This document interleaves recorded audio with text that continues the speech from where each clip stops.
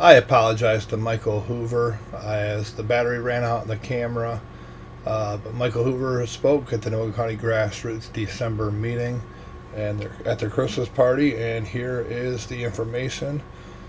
You can find more on his website. And enjoy, like, and subscribe. Candidate Michael Hoover. Thank you so much. I heard him speak up in Mackinac, and now you get to hear it too. Welcome. Thank you. I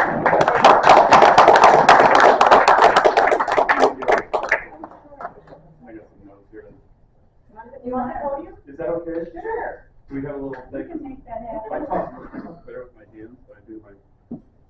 Is there a holder? If Probably not. Okay, no worries. Oh, wait. Oh, there it is. Look at Ta-da. Ask and you shall receive. that. Cooking with gas now. I don't know whose coffee this is, but I'm taking it. I love gas. There's money up here. Yeah. Just saying. Hold on, an honest politician? That was my first test. Well, thanks a lot for having me. Merry Christmas to everyone. If I don't get a chance to say it to you later, the birth of Christ, let's digress a little bit on that. I mean, we're getting ready to celebrate Christ's birthday, and we have people that are arguing against the Jewish people were in Israel until 48 or something like that. It's kind of silly. Anyway, so I wanted to kind of share with you, I was the first candidate to announce my candidacy back in January. So we're coming up on 1 year of doing this campaign, and I know we've had over 10,000 conversations across the state with. Oh, here. Allowed in the back. How about this? Maybe that'll work. We'll get it done. There you go. Is that better? Yes. Okay. So 10,000 conversations with every walk of life, political stripe, from the city of Detroit to downstate, up to the UP, you name it, I've been there. And one thing I've learned is that no matter the background, we all basically want the same thing down deep down. And that is that we want to live a meaningful life. We want to engage in meaningful work, and we also want to make a difference in our communities. And that just goes across all the people say. And that's why when you meet someone from Michigan, you always say, "This is what a nice person, what a good person we're talking to." But we look at the national house, it's toppling. And then you have to say, well, why? And that's because our foundations they're crumbling. And our current leaders seem to know this, but they're willing just to patch up some holes on the wall and slap another coat of paint on and let it go. But we can't build, the way I look at our country, we can't be a sturdy house without a solid foundation. And when I look at a solid foundation, I think about community, family, education, health, financial stability, and security. So 2024 to me it's not about the house, it's truly about the foundation. And that's about the foundation that allows us to live meaningful lives for ourselves and for our children and our grandchildren. We're coming up on 60 years from Reagan's amazing speech, that's a time for choosing. Has anybody heard that before? A great speech. If you haven't, look it up on your computer. So many of the things that he said back 60 years ago are germane today. And the best way that we think that you can make a better choice of who's going to represent the Republican Party as United States candidate is to share with you some of the choices we've made in our lifetimes. So that's what I'm intending to do, is kind of give you a little bit of a summary. I hope you bear with me. It's not my favorite thing to do, but they tell me this is something I have to do to share. So otherwise, how are you going to know who I am and what we're all about? So I'll do that. So I was actually, not only was I born a conservative, I was conceived as a conservative. I was December 29th, 1964. And so my dad got to write me off for the entire year, even though I was only here for 2 days. They were great parents. We lived in the small farm town of Tecumseh in Brooklyn, Michigan. Mom and Dad were both union workers, and my dad also had a small firewood business. So when I was 7 or 8 years old, I was learning to drive a John Deere tractor, and I was part of the firewood business. So growing up in the farm community, I've been stepped on by a cow, been chased by a rooster, and bucked off by a horse or two. And Dad always told me, get back on. When I was 17 years old, kind of moving forward now a little bit, just jumping ahead in time, I was a pretty good football player. I received a letter from Bo Schembeckler to play football.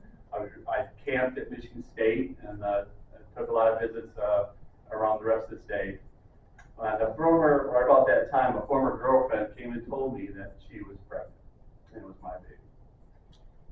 That was a life-changing moment, big time number one, as I'm going to share with you today. And as time went on, her and her family made a decision that they didn't want the baby, and they were going to give the baby up for adoption. But about a couple months before the baby was born, my mom and dad came to me and said, look, you've got a situation here. If you want to keep that baby, you can. You can bring that baby home, and we'll help you. And at the same time, I had a new girlfriend. She was also 15 years old, and she lost her dad when she was 5. And she also, tragically, but nonetheless, she saw the value of me, this little baby, having a dad in her life, because she never had one. So it was an easy decision for me to make. I kept my daughter. And I'll never forget, I was running track, and normally when I would cross the finish line, the coach would hand me a piece of paper and tell me my time. It was a 400-meter top race. And this time he handed me a piece of paper and said, you're a father. So I rushed to the hospital, and I checked on the mom, and she was fine. And then I went into the nursery, and they said, you're just in time. They knew who I was. I was the youngest guy there. I still had my track clothes on.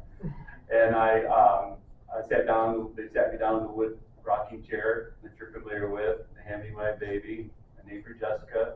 Handed me a bottle. I had no idea what I was doing, but they coached me through it, and I knew right then and there, life had changed, and that wasn't all necessarily about me anymore. So 3 years later, that new girlfriend and I, we got married. So she was all of 18 and I was all of 20, and we moved to the city of Detroit because that's where I got a job nearby in Dearborn, and it was tough. I won't kid you, and it's not. It was tough, and it was also eye-opening experience because I got to see how people in the city of Detroit lived, and it was tough. It was not easy. It was nothing like how I grew up. But after about a year and a half of that, we were scared. My wife was scared. It was 1:30 in the morning, and I whispered over. I didn't know if she was awake or not, but I whispered over and I said, I can't do this anymore. And she whispered right back, I can't either. So the next morning, I put my 2 weeks in, gave up my job, and gave up our health insurance so that we could go to Midland and I could get my degree from Northwood University. So we did that, and I got that degree from Northwood. We lived in a 1-bedroom apartment. We lived on $918 a month. I'll never forget that number. I'm a numbers guy. But after I got the degree from Northwood, I got a job at the Dow Chemical Company, and life started to change. Great company. They don't even let you take on a real job for the first year. They as they're sharing earlier, they train you in chemical engineering, mechanical engineering, how to sell, how to market, how to talk to people, how to be a good business person. And we then moved that to Metro Detroit, and that seed that was planted in me when we were living in the city never left me.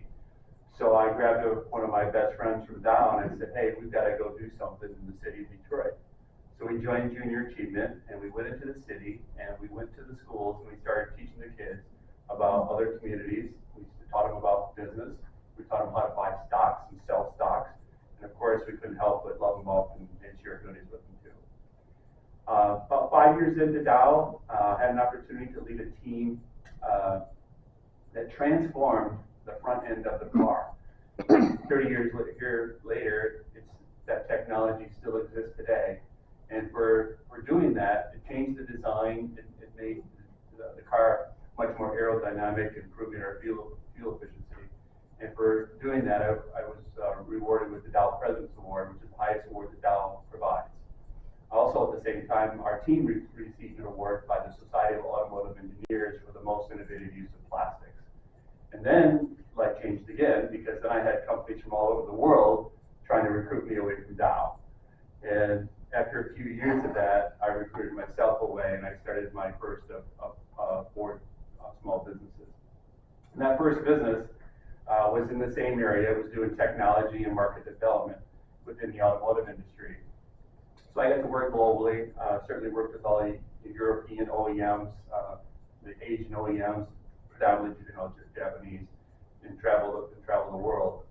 And one of the things that we found ourselves into is a place called Troy, Alabama, with Kim Campbell and Wiley Sanders, KW Plastics. They're the largest, I didn't know it, but they're the largest recycler of plastics in North America. And they were looking for somebody that knew something about the automotive industry that could take plastic waste and use it into the production of our cars. So actually, it was a fun trip, and I won't get into all the details, but it was pretty fun, because when they took me back there, I think it was like 2 or 3 football fields in length of 10-foot square bales of plastic waste that you and I normally would throw away. Milk jugs, Tide bottles, Downy bottles, oil jugs, contact lens bottles, all smashed together. And I said, okay, this is what I'm here to do, for this company. So we went to work. Ford was the most receptive, along with Lear Corporation, and we got it done. We got to meet our part requirements, material specifications, and we got the material approved. And then we got approved at GM, and then we got approved at Chrysler, and so on. So as I stand in front of you today, we recycled over 500 million pounds of plastic waste. That saved our country 200 million gallons of oil. It's employed thousands of people across our country, and it's made a difference permanently on how we handle recycling for the rest of our lives. All at the same time, we found ourselves in Heartland, Michigan. We moved around a little bit in the suburbs. Heartland is north of Brighton, if that kind of rings a bell to you guys a little bit. And our son and our kids were getting a little older. They were getting pretty good in sports. And it's kind of a requirement if you're going to be a Hoover. So, they were playing sports, and I thought, well, let's see how we measure up. My son was 8 years old. Let's see how he measures up. So I started looking around, and Flint, Michigan is known for basketball mecca. And so I just started looking around, and I contacted this place called the Burston Fieldhouse. Called them up, and I said, hey, I've got a son. I said, bring him up. I walk into the gymnasium. There's a man named Raymond Jones. Raymond Jones, God rest his soul. And Raymond, he took us in like we were family. And what I realized, I was watching him coach and work with the kids, it dawned on me pretty early on that he was doing more than coaching. He was sharing values, and he was providing fatherhood and guiding these young men in life. Soon enough, I was also guiding these young men on the values and the principles of life. And from not too much long after that, I had an opportunity to coach high school basketball at Heartland High School, and I took the freshman coaching job. About 4 games in, I was 4-0. We were kicking butt. It was great. And the varsity coach up and quit. He was 0-4. So they asked me to take over the basketball program for Heartland. So of course I did. Well, there was there was a lot of kids that we fell in love with, but there was one kid that had a spark, and I could see it in him. But I also knew that he could use a break. So I went to my wife and I said, "Hey, can we add a 5th child?" And of course, her wanting to have this young man have a father figure, she said, "Of course." So we made a bedroom down in her basement, and we brought Robert Garth into our home. And I had Robert actually doing some coaching for me. He coached the freshman team mostly. And then, of course, I was counseling and coaching him on how to be a good man. Robert eventually, after he was with us for a year and a half, he went and played college ball. He actually played some pro ball. And now Robert, I'm proud to say, is a Division I football coach for New Mexico State. So life went on. We continued on, and we moved to Novi eventually. All 3 of our youngest kids are phenomenal athletes, being all-state, We had state champs and we had an All-American. One of them actually was the captain of the World Champion Michigan State Spartans. But after our last graduate, our youngest daughter, we decided that we wanted to get out of the city and go back to where we're from, the country. Now we didn't go downstate to Brooklyn, Michigan, the Irish Hills where we're from. We went to Laingsburg, Michigan, where we are today. And that's just about 25 minutes northeast of Lansing. And when we got there, we started, there was a recycling center in our community, and we loved it. We had that recycling expertise or experience, so we were recycling, and we found out shortly that the recycling center was going to be closed because the township was significantly in the red. So we raised our hand and we started taking the plastic for free because I knew what to do with it. And then after a couple months of that, they asked me what I knew about cardboard, and I said, I don't know anything about cardboard, but I'll help. And so we started taking the cardboard as well for free. And then after a few more months went by, they said, how would you feel about taking over the entire operation? I said, okay, so well, can I do it as a small business? And they said, sure. So we studied their books and we put together a model. 12 years ago, our oldest son runs that business today. We recycled millions of pounds of, including yard waste into compost, appliances, TVs, styrofoam, glass, paper, cardboard, metals, you name it, we do it. And he still does that today. He's married and has 2 children. We also weren't done with our own businesses. I was actually on a flight from Detroit to New York City for business. You remember they used to have the magazines in the airports, or in the, not the airports, but the planes, you could read through them. Well, there was an article in there that said the top 10 fastest growing franchises in North America. I'm scanning it, I'm reading it. Number 3 on the list is Mosquito Squad. Mosquitoes, I hate mosquitoes. I didn't realize it until I got into and started diving into it, that it really was about protective services. It was about protecting people from the diseases that mosquitoes and ticks carry. So we jumped into it, and we had to work with the state, and then we worked with high schools all across from Greater Lansing to Metro Detroit. We protected thousands of people. We got the business up to 10 trucks. We were franchised of the year. We were one of the highest rated services in the state, and that allowed us to do something else. That allowed us to go back to the city of Detroit and hire kids from the city of Detroit, kids from the city of Lansing. So we employed hundreds of people through that franchise and through that business. We ended up owning 3 of them. And one of the best stories I can share with you is that we had a lot of fun. I mean, we always wanted to give back to our community, but one of the things we did, we actually put together we sponsored a country concert in Greater Lansing. But one of the best things was when COVID hit, we had a lot of our neighbors going to shelters. Be a rescuer downtown Lansing, probably the largest homeless shelter in Lansing. And we reached out to them and said, hey, can we help? And they said, yeah, we need food and we need some personal items as well. So we reached out to all our customers and we said, hey, there's a need, here's a list of items. If you want to put them in a bag, our technicians will pick them up when they come and service you. And we had a fleet of 10 trucks, and sure enough, they came through and we ended up delivering over 1,500 pounds of food to Be a Rescuer. So that's a little bit about our story. A lot of people want to say, I asked the question, why did you get this raise? And the truth be told, I saw our country falling off a cliff, and it's been falling off a cliff for decades. But when COVID hit and they shut down our churches, they shut down our schools, they shut down our small businesses, I was just beyond belief. They certainly weren't going to shut me down. They would have to bring some sheriffs to do that. That wasn't going to happen. So then when I got real vocal, Sam Cummings, one of our employees, said, why don't you do something about it? And he goes, why don't you run for governor? Why don't you run to do something? And then these people would never know each other. A friend of ours who's a teacher downriver, Annette Brzezinski, said, she texted me one day, she said, I've been really noticing all of your posts on social media, Facebook. Why don't you do something? Why don't you get involved? And then she posted on Facebook too, of course. And then one of our suppliers was over there talking about President Trump and everything that happened. And his name is David Banker, and he said, why don't you run? 3. And then I knew it. I was like, you're being called. You're being called. So I went to my wife and I asked her, and we talked about it, we certainly prayed about it, and after much deliberation, we decided yes, we'll try to serve our country. So our country has fallen off a cliff, as I mentioned, and when I look at it, and it doesn't matter what we're talking about, our constitutional rights, certainly the First and Second Amendment, as well as many other, are under attack. Our sovereignty, because of the lack of no border anymore.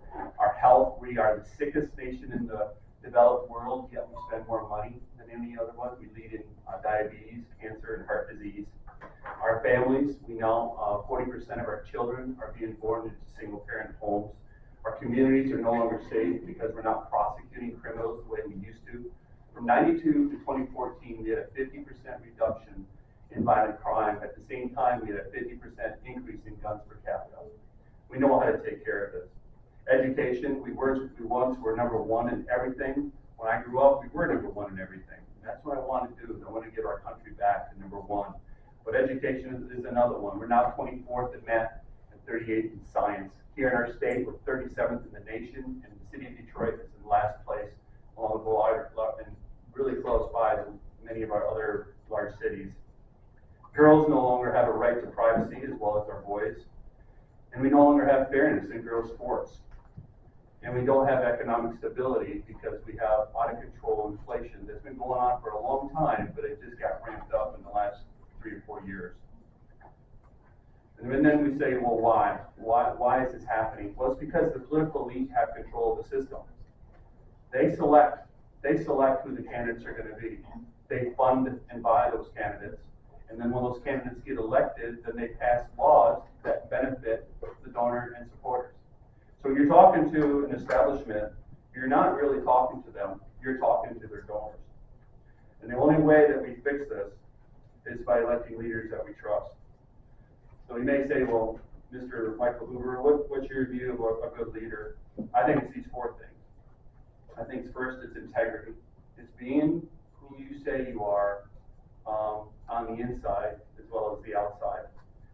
Number 2 is life experience. It's being comfortable with who you are as a person that you've developed over time. Number 3 is priority. It's understanding what's important and what's unimportant.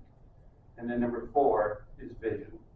It's the ability to see what needs to be done, can be done, and how to get it done. We started this talk with Reagan on his quote, "A time for choosing," and we've certainly now had a chance to review my record. And I hope you got some value and some insight of who the Hoovers are and what we're all about. I believe we're here to do 3 things. 1 is to bring our homes up, or bring our children up in loving homes. 2 is to make our communities better. And 3 is to pass on a better nation than what we received. We've done our best on number 1 and number 2. So I'm asking for your trust, I'm asking for your vote to help me do number 3. Thank you so much.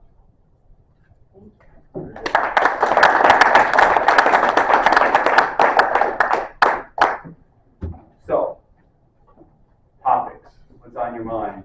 I have a question. Sure. That John Deere tractor, was that a 2-cylinder? You know, I wouldn't know because I don't remember, but I can tell you exactly what it looked like. We still have an old picture. I gotta find that picture, but that, my dog, my Major, a colleague named Major, but it was longer, it's about that wide, big wheels, about that tall. And I used to do a couple things with it. We'd pull the wagon, and then the most important thing I did was jump start my dad in the morning on his Chevy pickup truck, so he could let the clutch out and we could get him to work. Yes, sir. You've heard of Convention of States. I have. You understand that this is basically the same kind of a convention that drafted the Constitution. That's right. I personally favor a Convention of States because I see that as one of the ways of taking some of the power that the federal government has taken away from the states and bringing it back to the people. I would like to know how you feel on that. So I've been asked about that before, being in this since January. I'll be honest, the first time I was asked it, I was like, come again? But now that I've been doing this for a year, I fully have a good grasp of it. I think as long as it follows the Constitution and follows, in regards to law, I think it's great. I love the idea of it. I really do. My fear is that people will get in that will do harm and not good. That's always my concern, is trusting people to do the right thing. So if the right people got in and made those changes and did the things that make our country amazing the way it should be run, I'm all for it. I'm all for it. If you just ask me black and white, yes or no, yes. I trust them. Well, something's gotta happen. Yeah, I agree. I think 2024, just to add to that, is the make or break for our country. There's just no doubt. Because if we don't win, if we don't take care of our country and we don't return it back, the way that I look at policy is, number one, is it constitutional? Number two, can we afford it? Number three, my mind just went break for a second. Should we push it back to the local level? Because that's where we really control our government, is the local level. And then fourth, is this good for the next generation? But I do, in my heart, the reason I really believe 100% that 2024 will make or break this country. We'll either have the United States of America or the World Economic Forum or something like it will take control of us. China is in that weave as well, of course. Sir? Can I make a comment? Of course. I don't believe that'll happen, because besides the truth, God gave us free will. That's all I want to say. That's the truth. And we have that, thank God for that too, right? Without free will. Keep praying. Yes. Yeah, I do it every day. Another one right here. Sure, yes, Well, you know, what I talked to you earlier, yes. okay. I've talked to quite a few young people. They're not learning nothing. I come on home from cookbook, it's that thick. They're not learning history. They don't learn the Constitution. They don't even know what the Bible does, what it looks like. And I'll look back, you need to get rid of state board of education, Amen. Franklin County, because I got a diploma, history diploma, type of Louis J. Durr, county superintendent for schools back in the 50s. Okay?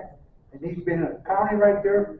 They need, the teachers need to be, they put them in there, and they learn the Constitution first, the Bill of Rights, and they go from there. Cursive, and you gotta have books. When you've got a math book, and that's it, you gotta go online for this other stuff, it's garbage. Mhm. I'm gonna give you some hope, some good news. 110,000 students across our state now are in private schools. That's up 10%. While at the same time, enrollment in public schools, our overall population is down significantly. So here's the good news on that. Okay. These people are homeschooling, they're putting their kids in Christian schools, and they're introducing a new curriculum that helps cover our Constitution, covers some of the history that you're talking about.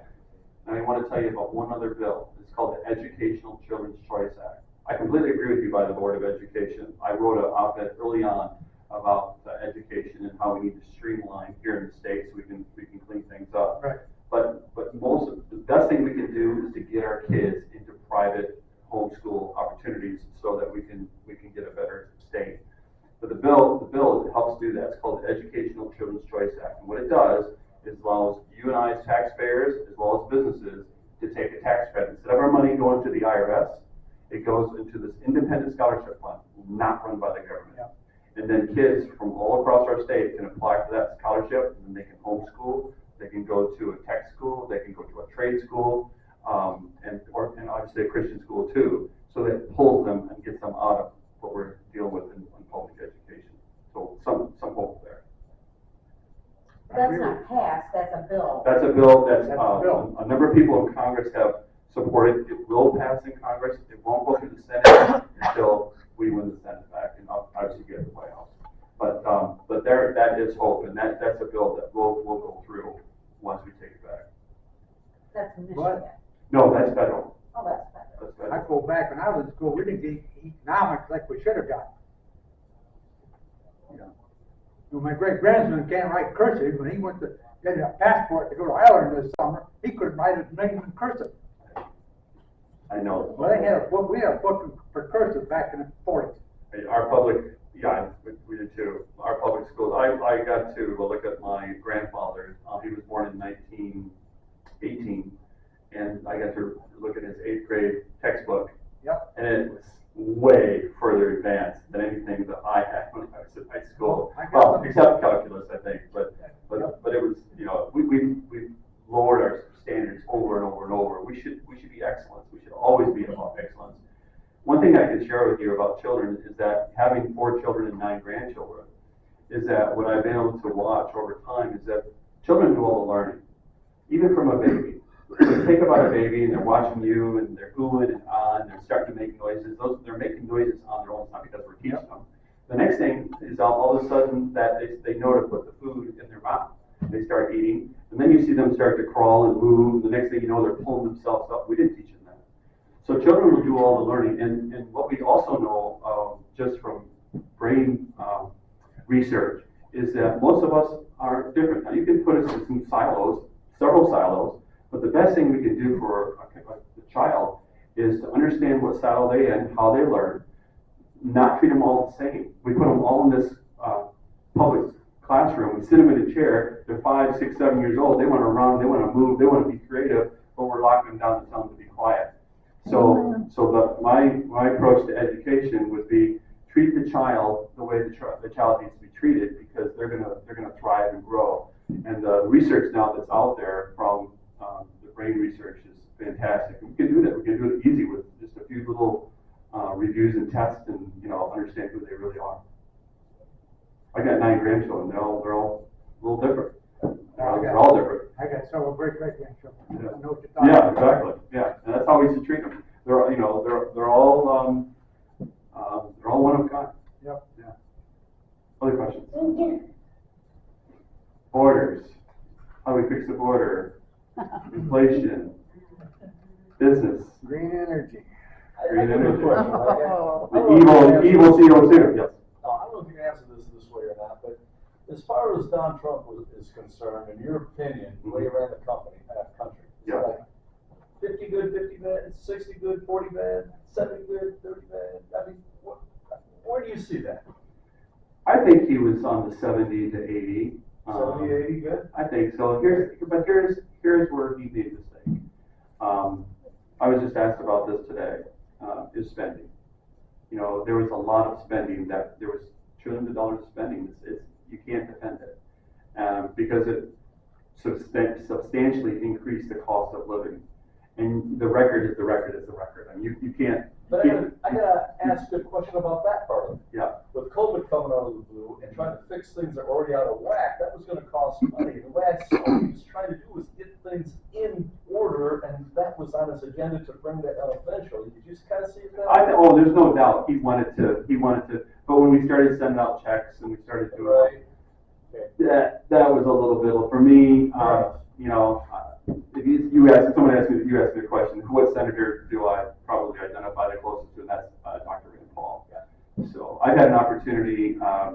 We launched our campaign back in January. So the Social Conservative Conference picked us up because they saw our website and they invited us down and at the Social Conservative Conference. So I started to meet different senators and congressmen and women from across our country. And one of the things that was so wonderful about the Social Conservative Conference was learning about some of these new bills that were just starting to create them. And that opened the door for me, my wife and I, to go to the Heritage Foundation. So we got to participate in that. That opened the door for Club for Growth. That opened the door for Council for National Policy.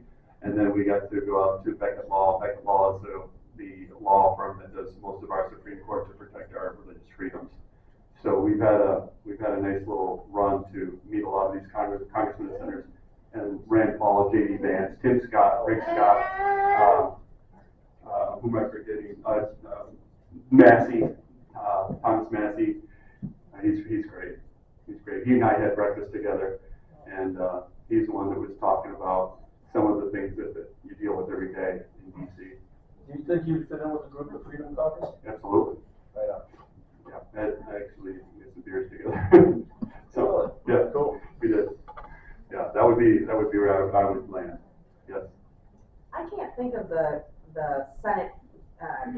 thing, but Mitch McConnell is, oversees that Yes. money, the PAC or That's whatever, what's that called?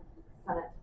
something. Yeah, senatorial PAC, sure, yeah, the RNC. Have any PACs or anything reached out to you or donated to your campaign or any of that kind of thing? We did reach out to them early on just to see what kind of, response we get from McConnell and Romney, but, they're establishment. And I'm not. Just checking. Yeah, that's, and, but they have, there's one candidate, his name is Mike Rogers. He was a former congressman, down in, the Brighton area. He was, I think, in for like 12 years, and then he left the state, moved out to Florida, and now he's carpetbagging back, and the establishment's grabbed a hold of him. Mm-hmm. Yeah. That's kind of what we. Yeah, he's like, he's a big spender, he's a big war hawk. He did some terrible things when he was, serving. Yes, he that did. benefited himself. Yeah, he did, not to go off on him, but, I mean, he did some terrible things. The reason why we get spied on through our phones, our computers, our TVs, he wrote CISPA, he was in on the Patriot Act. You watch the movie Snowden, he was a big part of, a bit on the wrong side of that. He told Glenn Greenwald he was gonna put him in jail because he was reporting the truth. So, that's the guy I'm running against right now. Yeah, and they've got a lot of money behind. Oh, yeah, they do, yeah. So, What about the Michigan one, the Senate, the one with, they don't do, the governor, the old governor, what was his name? Snyder, they don't do federal races, they're only doing state races. Our biggest supporters are gonna be, certainly Grassroots, but, also, what we do in terms of, and I haven't, I'll be honest with you, we self-funded up to this point. We've had some donations, don't get me wrong, I think, a decent amount. But we needed to get our message out there, we need to get me known. I'm now polling now, which is great. And there's a lot of donors that are truly constitutional, love their country, love its state, that are going to give. And it's just us starting now to reach out to those people all across the country. Club for Growth is another one that we had a good meeting with. They just want to see us win our primary. They may come in early, they could, but that's an 8-figure donor. So I've not heard good things about that for girls, I don't know. they're very much on the conservative. I'll tell you, when they interviewed me, I mean, it was all down the line of, I would say, very, very conservative, very constitutional. Wasn't, and most of the people they support, pretty good voters. So I see. If we could handle and get everyone to respond, all the senators who are running, would you be open to coming back for like a candidate forum or something? I may, but you've got some Democrats running right now. You're gonna have one come up here in a month. I don't really like sharing the stage with a Democrat. Can you enlighten us? She's been a Democrat her entire life. She's progressive. She was progressive all the way up to, I think, 2020. And she actually voted for Hillary Clinton and Biden. And Well, we're gonna have to check those votes. Well, So, why is she running on the Republican ticket? well, she said that she found herself, her words, not mine, that she found herself that understanding that the Democrat Party was evil. But only the last, I think, 3 years, my understanding is that was discovered. But in my, to get on, I've been on the stage with her, and so but it's a little bit troubling for me, and to listen to somebody that's not part of our party. How did the debate go? It went well. Yeah, down in Kent County. Yeah, it went well. The only thing that was a little bit off was that the doctor had 15 or 17 supporters there, so it threw off the count who won the debate. So my wife and my campaign guy didn't even vote. So if we would have voted, and they would have not had their 15 to 17 people there that were from our hometown. Oh, so it was like a straw vote or something? Yeah, it was a straw vote. Yeah. But you can watch it. You can watch it on our mobile. You can see my answers and talk about, some of the solutions that, that we've been running on since day one. So, yeah. So it occurred to me after I introduced you that the first time I actually bumped into you was at the Goshen protest in Big Rapids. I was waiting for you to catch that. Do you Yeah. remember that? Yes, I do. Because I was like, wait a minute. Yeah. You handed me your card I when did. we were up there. That's right. So I guess my question is, what do you think about China and their influence in Michigan? I think it's, China is, I was asked that question, who is the greatest threat to our country? And I do believe, if you look at the bigger picture, it is China. China not only do they, are buying our land and influence, but they also influence our politicians. They're also currently active at the border. They're also part of their, the drugs that are coming in. And then they stole, I think it's like $54 billion of intellectual property. There's no doubt that they are truly a threat. Here's some good news. Some good news on China. I like good news. You're gonna like this. Okay. So I also study geopolitical, geeky, I guess, but whatever, I think it's important. China is the fastest depopulating country in the world.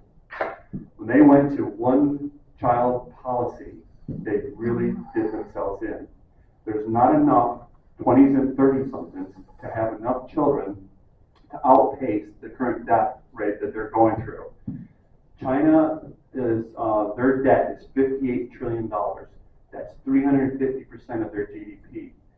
They can't feed themselves as a country. The only way they can feed themselves is by the food that we provide, as well as other countries. They have to buy 70 to 80% of their oil. And so if China ever thought that they were going to go after Taiwan, that country would dissolve so fast because they'd be cut off from everything that feeds their own population. And they may not mind that, but nonetheless, the actual forecast is that their population will be cut by 2050 by 40 to 50%. You know, I heard today that in China, they had that one child, It was so bad, they actually had government people living inside a home so they couldn't. but you can have 2 children. No. Isn't that right? No, If no, your no. first child is a. That was for years. Last year it was, They changed guys came out, they wanted the women to have 3 children. Okay?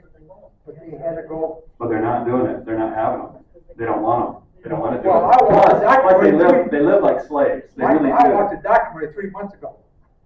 China, they got 30 million guys. There's no women. They have no kids. And you look at the military. You look at the North Korean and the Chinese military. They're all like this. And when you eat right, and that's it. You stay one milk. But they're getting older.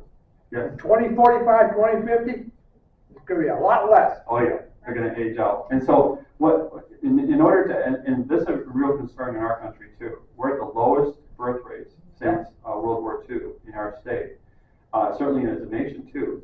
And in order to have a thriving economy, you have to have mature workers, that's your capital. You have to have young workers, there's your consumption, and then we have to have children. And right now, we're not. Now we're in much better shape than say Japan, they've already aged out. China, Germany, Russia's actually behind China, Canada, Italy, Spain, all these places stopped having babies. Mexico is actually in pretty good shape. Surprisingly enough, France is in pretty good shape. And we are too.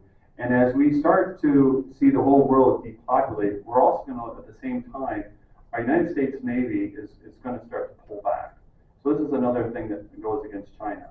The only reason why any products, anything ships around this world is because after Bretton Woods, we basically did a deal with all the rest of the nations and said, look, and we sacrificed our country. We said, look, you can trade here, you can come here, and we'll protect all the waterways throughout the world. You just have to join us against the Soviet Union.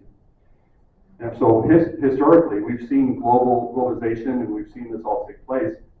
But now as the population starts to shrink down and we start to see our naval academy is going to start to pull back, these shipments from China, they're going to get caught by either Somali pirates or pirates that are hired by other state actors that don't want them to be known who's actually taking their goods. And that's going to make the cost to insure these shipments all over the world vastly more expensive. China's already no longer the lowest cost producer. They're not. And because they're aging out, they have to pay their people more money. But for our country, what I want to do is, there's a couple policies. One, as I say, is no longer should we penalize low-income mom and dads when they get married. We did this other thing in '64, it was called the War on Poverty. War on Poverty was truly an assault on the family. We just rewarded single-parent homes. And so now when you look at all these generations, then we wondered why the prison population dramatically went up during the same period of time. Take away a man's ability to be the father of their children or their husband to their wives, and he loses his soul. He's gonna find somewhere to go. So the policy to help us, it'll take time, it'll take a generation, but the policy is to no longer penalize low-income mom and dads when they get married. We actually want to incentivize marriage too. We want to give people a tax credit when they get married, and then we want to increase the tax credit. When I talk to Gen Z and the millennials, and I do talk to a lot of them, I've been to most of the campuses around our state, a lot of them, they're overwhelmed because they look at the cost of living. You know, we went from a house that cost an average in 2000 of $165,000, now it costs me $435,000. They look at that and they go, how am I going to afford a house? How can I take care of children? I'm just coming out of this and I can't even hardly afford to pay for a $70,000 car. So it's insane. It really is. And I'll share one thing. As long as I'm rolling, I might as well talk a little bit more about this. The 1%, the 1.1% elite, they have got control of this country. And it's all because of the dollar. When we went off the gold standard, that opened the door for them to start inflation. They love inflation because their value is in their assets. Our value is in our work time. When we go to work, we get paid so much dollars per hour. We do some quick math, and so in 2000 you make it $20 an hour. You would have to be making $52 an hour today to be equivalent with the cost of living on that house comparison. But the reality is you're only up 1.7 times. So what happens is that both parents have to work. Some parents have to take on 2 jobs. You talk to low income or middle income, they're struggling because then they have to go into huge debt too. And that's to me, that's the #1 evil that has gone in this country because it forced both parents to have to work, and that took away from the family. And so now we wonder why we have so much mental illness. And it all starts in the family. And then we have the poison from this thing. And my wife actually came up with an idea. She said, 2 things. She said these kids shouldn't be having these things until they're 14 or 15 years old to be able to handle it. 2 clicks and you're seeing indecent information. A second. And it's addictive. It's addictive technology. They know what they're doing. So she called for a national no screen day. That's a mom of 4 grandmoms and grandmother and I. But so she understands it quite well, and I completely agree with her. That that's something. But that's why we have these issues that we're having today. But it comes back to the fact that we devalued people's time and we devalued money so harshly. The top 1.1% has gained $37 trillion since the year 2000. $37 trillion. That's what we're fighting against. So when I talk about them buying the candidates, that's $37 trillion. It's an endless amount of money. The only way we take this country back is through folks like you. And certainly there is constitutional conservative people that are wealthy that will support us too. Yes, ma'am. Since you brought up the phone, Yes. I was just curious what your thoughts were on 5G and the FCC being a captured entity.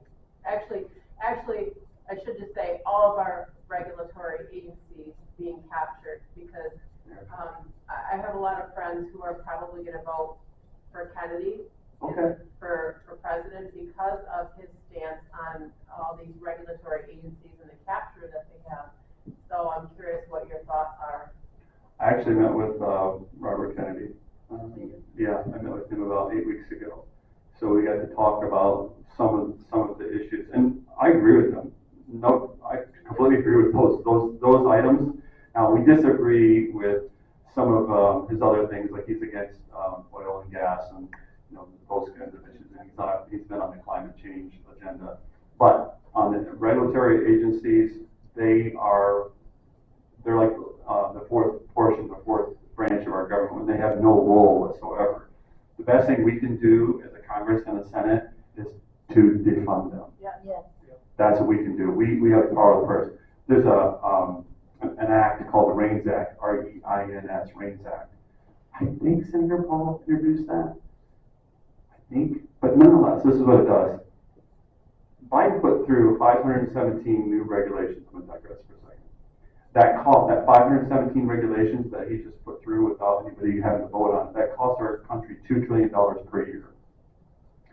So they actually, the CBO actually can score every single new regulation that they try to weasel through, catch it, and do a score on it. And what the REINS Act says is that if it's $100 million or more cost to the taxpayer, it must, by law, be voted on. So that helps capture and pull some of these regulations back. A lot of people, say they need to have term limits on all these bureaucracies. I just say, look, let's just shut them down, and defund them and get them out of our government. Yes, sir. Didn't I hear somewhere that the bureaucracy of the government is the largest employer in the country?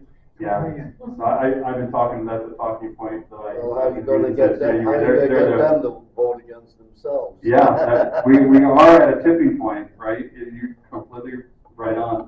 Not only are they the largest employer, they're the fastest growing employer. The fourth wealthiest connected counties in the United States of America are not in LA, are not in California, not in Florida, not in Texas, New York. It's the Washington, Delaware. That's the four wealthiest connected counties in our nation. We know we've gone too far. Yeah. Roman-like. Yeah, evil empire. Border? I mean, the border's easy. It's certainly build a wall. Yeah, absolutely. But we have to pass laws. We have to pass laws that say if you cross over a safe country like Mexico or Canada and you're seeking asylum, you're good.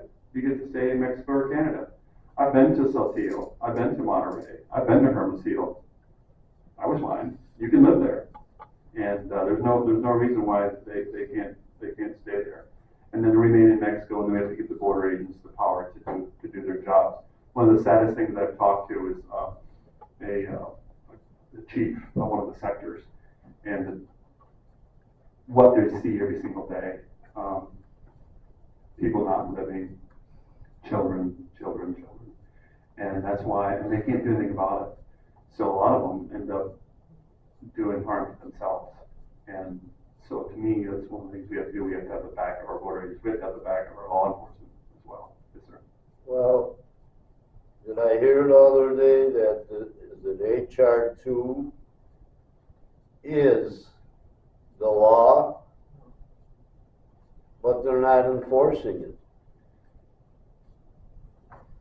There's other laws. Enforcing it. Well, I mean, I understand that, but there's other laws that allow them to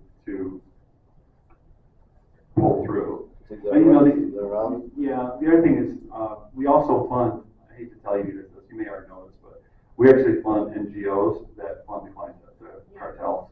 You may know that, but our tax dollars are actually funding NGOs that fund the cartels that move this massive people across our border.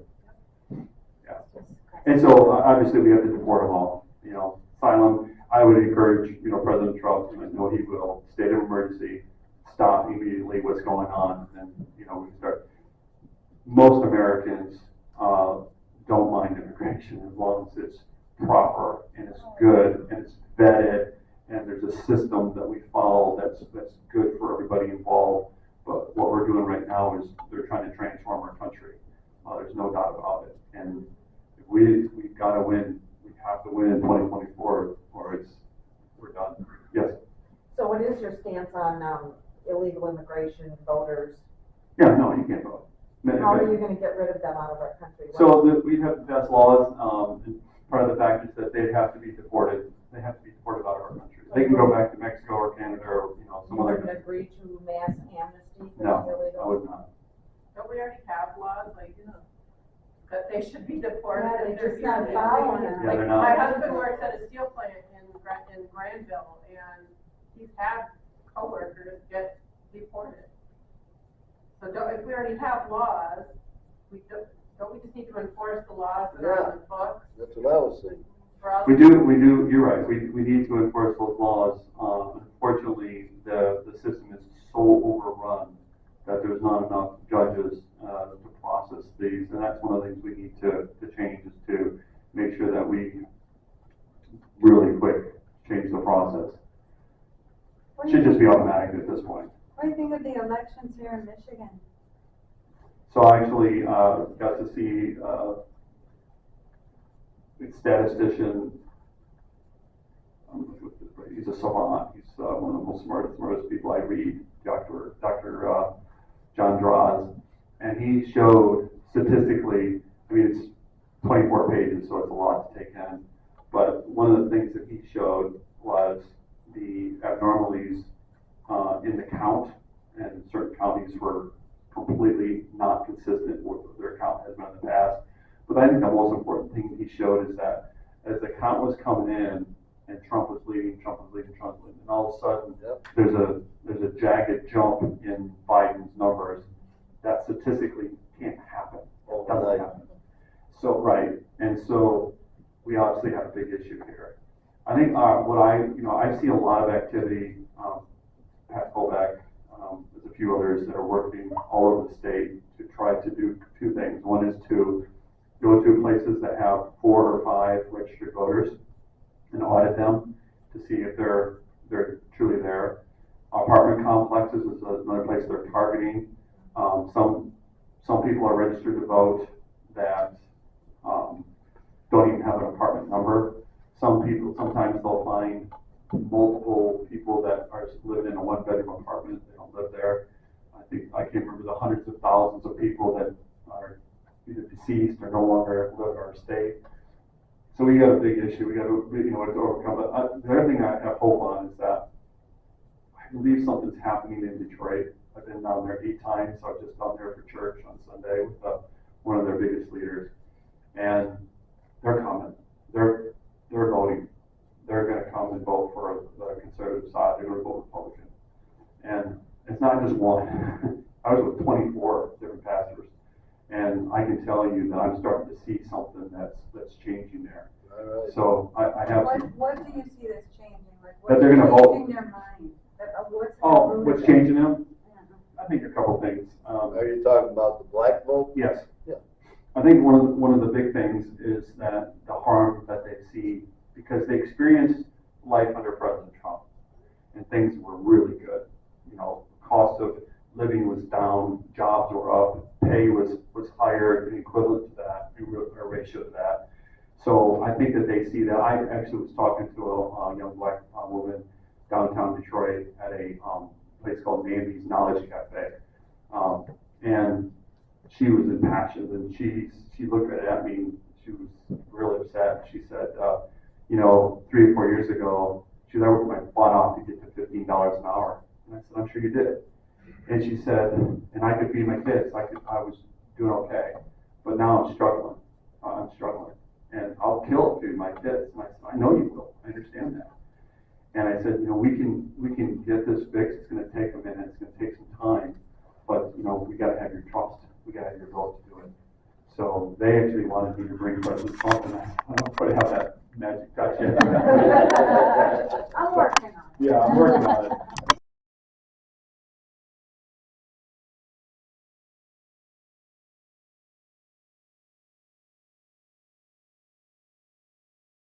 All right, thank you for watching. If you made it this far, feel free to hit that like and subscribe button and share the video, so that way people will know more about the candidates that are running for the position, so we can have the best candidate possible. And thank you to the Newaygo County Grassroots for letting me record. Have a great day.